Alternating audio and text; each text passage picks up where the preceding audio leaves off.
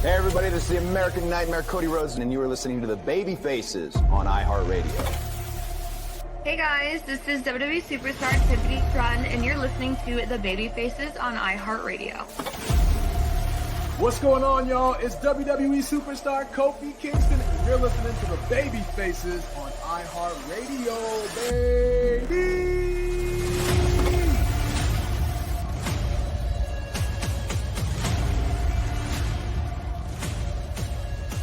All right, you hear that music? That means we are back. It's the Babyfaces Podcast on iHeartRadio, the official pro wrestling podcast of iHeartRadio Louisville, powered by 97.5 WAMZ, Kentuckiana's #1 country, and Sports Talk 790. You can check me out every day on Coffee and Company from 3 to 6. I am here back with my co-host, Billy. This is his second straight appearance. I like that. We're going up in the world. And we welcome in another huge guest. We had him on just a couple months ago when TNA Emergence was here at the Paris Town Hall. Really, really fun show. And this was before he's donning some new hardware. Now we got him back again. Joe Hendry, welcome to the show, my man. How are you? I'm doing very well, thank you. Thanks for having me. Awesome, dude. We appreciate your time. Yeah, absolutely, man. And like Austin said, you know, donning some new hardware, that beautiful TNA championship. That's new since you were on the show last, of course. And say his name, he appears. Here he is, Joe Hendry, with that belt on his shoulder. So how does it feel to be, you know, kind of the face of the TNA brand nowadays? Yeah, it's a huge honor. It's a privilege. It's a massive responsibility. But it feels like a long journey, but it feels like it happened so fast as well. It feels right is the answer. No, it feels right. Like I said, when we were talking off air, it just looks right. And you've had just like this growth over the last year, which culminates in you winning the title. Just a couple months ago, you defeated Nick Nemeth, who's had the title for a long time too, and has faced some extreme challengers. What was that moment like when the ref's hand hit 3, and then you're finally hoisting one of the most prestigious titles in the company? Think about all the names that have held that title before you. Now you kind of get to be the flag bearer going forward. What does that mean for Joe Hendry in your career? The moment itself was incredible. You know, it was the culmination of a lot of hard work. It was a moment of validation. And Nick is obviously an awesome champion. He's one of the best to ever lace up a pair of boots.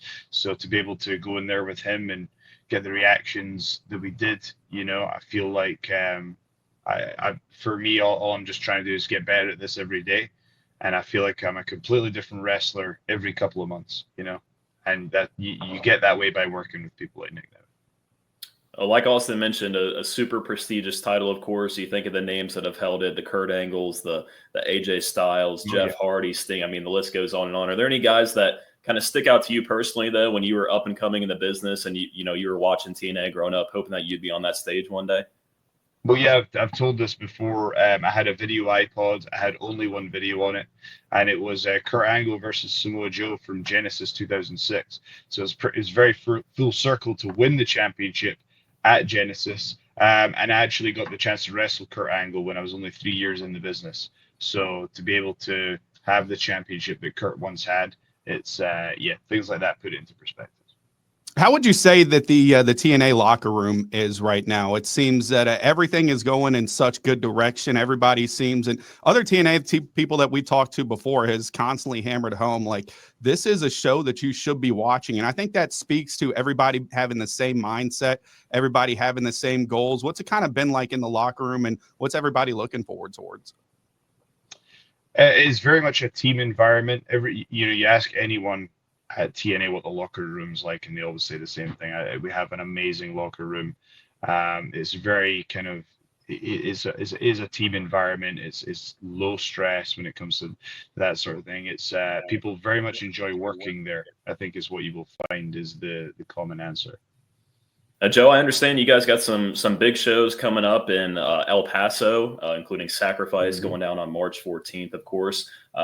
Our favorite football team here in Louisville, the Cardinals, played a bowl game in El Paso this past year, and the fans that went to El Paso said it was just an awesome city, awesome atmosphere, and all that. So, how much are you looking forward to getting down there and giving the fans a show in Texas? Very much looking forward to it. Texas is has really been a hot market for us. It's somewhere we're investing a lot of time. Every time we go there, the attendances are great, the audiences are loud, and it's just a great time. So as you can see from our schedule, we're making a lot of time for Texas this year. Happy to be there and looking forward to heading to El Paso. And after that, of course, you're going to be going up to Slammiversary. It's going to be in New York. And I was just saying off air, New York is one of my favorite places. And you talk about Mecca of sports, especially pro wrestling days, the old territories, and everybody knows the old Northeast is rowdy crowds. What, as a performer that's actually in the ring, because us as viewers can kind of tell it's a different environment when wrestling shows go up there. What stands out about New York, that crowd specifically, as a worker? Like, what makes New York so different, more special than any other city that you've been working in or wrestling in? Well, I mean, if you look at the lineage and history of professional wrestling in New York, for a long time, New York was the nucleus of professional wrestling. So, sure. It's very much a case of if you can make it in New York, you can make it anywhere. That's a phrase for a reason. So we feel that way as well. And we're super excited to be here. We were at the UBS Arena last night. Again, to see TNA wrestling, we were able to cut a promo at the Islanders and Rangers game. And to nice. see TNA in mainstream settings like that on a regular basis is very, very cool. But that arena is a size and a level of production that TNA hasn't seen in a long, long time. This is huge. If you look at the cube, the big video cube at the top of that venue, the fact that we're going to see the wrestlers' entrances on that, this is a very high end. This is a big deal. So when we run this arena, I am quite confident it's going to be the biggest show that TNA has ever done to date. And it will likely be, it might be the highest gate. That is entirely possible. Ooh. Well, Joe, and you know what? I would love to walk in as champion. I really feel strongly that I'm contributing to the company and its growth. And my goal is to keep this thing until then and walking as champion.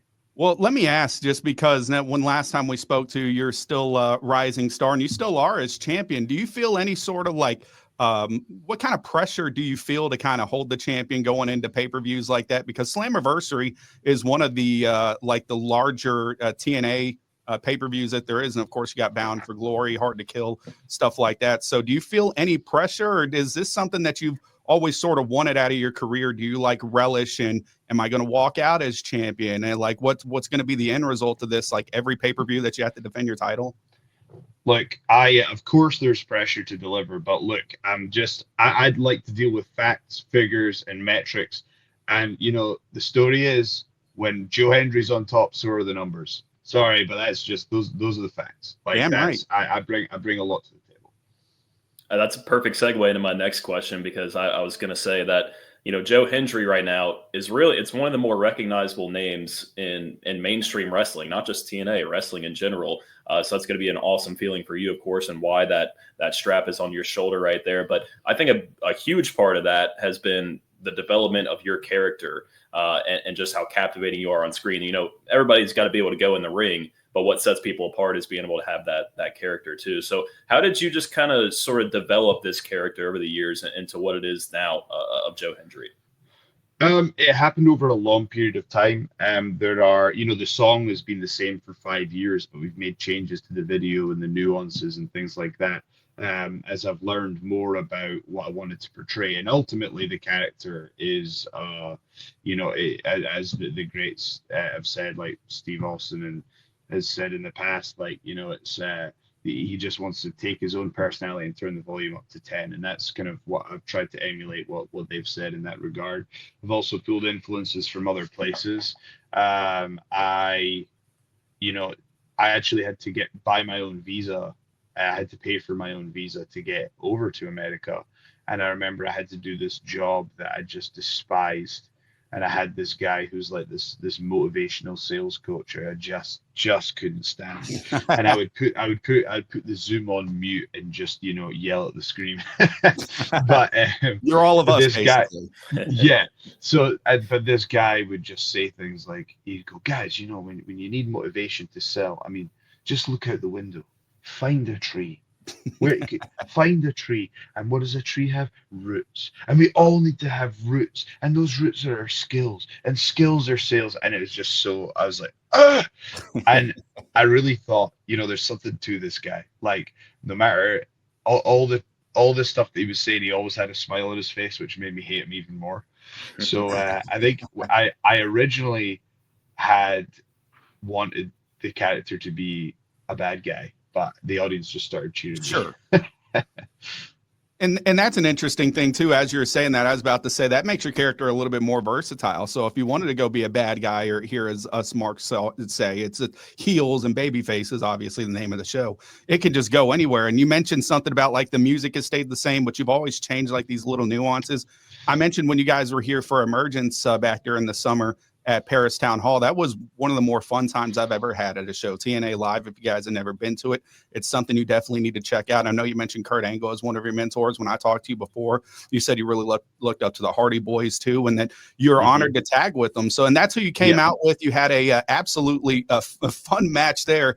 And what really popped to everybody is you had the Joe Hendry music, but it was mixed with like the Hardy Boyz. And then you got, I believe in Matt Hardy and Jeff Hardy. And it's such a fun integrative entrance. What was that experience like teaming with one of the most legendary tag teams in the business's history? So the thing is, like, the Hardys are just the best. They're the best. They're the most positive influence in the locker room. They're leaders. They are. You want to talk about numbers? I mean, these guys are just, they're killing it. They are killing it. Their merch lines are just unfathomably long. These guys are doing great business, and but they've kind of mentored me to a great deal as well, and they've taken an interest in my career, and for them to do that with me, and I had to kind of pull them aside and say, hey guys, I've got this idea. What do you think about this? And so I actually had to direct, like, when we were doing the green screen for that video, and I'm like, what is going on? I'm here, asking Matt and Jeff Hardy if they can, if you can just, let's wait 3 seconds, then do the spin, and if it can be a little more this way, And I'm going, what is going on? But the fact that they were open to trying my idea, and the idea paid off, that's a great feeling. But to know that the Hardys trust me with that creatively. Again, I did a concert with Jeff where I was just told, do a concert with Jeff, and it's like, all right. So I've just learned when you get given an assignment, you can bitch about it. And that's when I say bitch about it, I just mean like you're thinking about the logistics of, well, we've never played before or anything like that. So you could either bitch about the logistics or you could just get to work, So what I did is I constructed some like chord sequences and ways of playing Jeff's songs that we would be able to do it without practicing. And again, the fact that Jeff was open to that was awesome. And again, it's one of those moments you're like, I am doing a live concert with Jeff Hardy. What's going on? So that was an awesome experience. Jeff was great.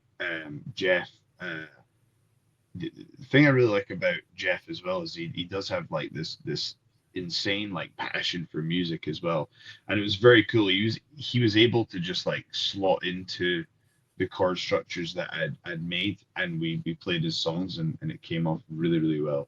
So that was a great honor and a privilege to work with Jeff on that. Well, Joe, this has been awesome, man. I want to thank you again for taking the time. And, we've mentioned the big stars in TNA, Joe Hendry, the Hardys, Nick Nemeth, among many others that you could catch every Thursday on TNA. And, we're so fortunate as wrestling fans right now, Joe, that there's so much wrestling content out there for all of us to enjoy on a weekly basis. And, maybe there's somebody out there listening right now that's kind of looking to expand their horizons as far as what they watch weekly. What would kind of be your sales pitch to them as far as, you should check out TNA. There's something for you here.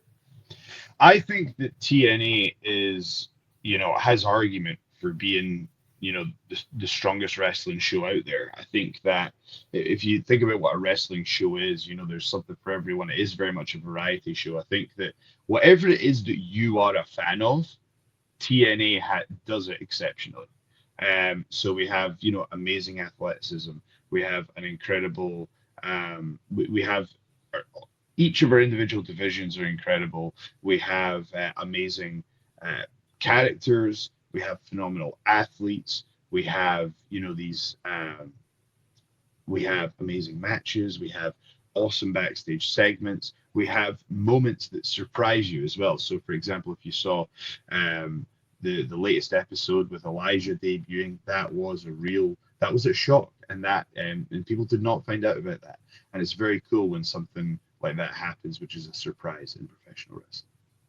Yeah, once again, it's awesome. We're looking forward to it. These shows, especially, it's going to be in El Paso and New York, and really excited to see how everything is done in that well-produced arena. It's going to be awesome. Big things looking up for TNA.